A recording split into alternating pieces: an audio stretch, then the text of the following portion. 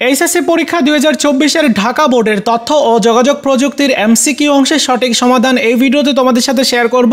তোমরা উত্তরগুলো মিলিয়ে নাও।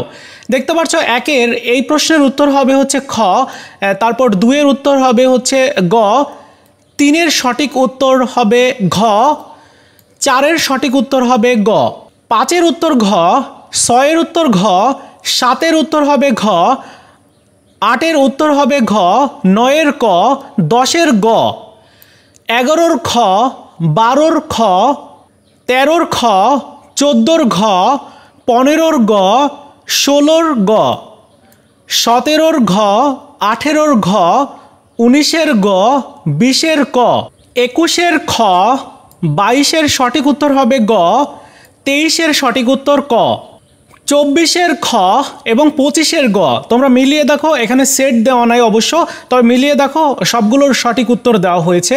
এই ছিল আজকের মতো ভিডিও। দেখা হচ্ছে নতুন ভিডিওতে। ভালো থাকো, ধন্যবাদ।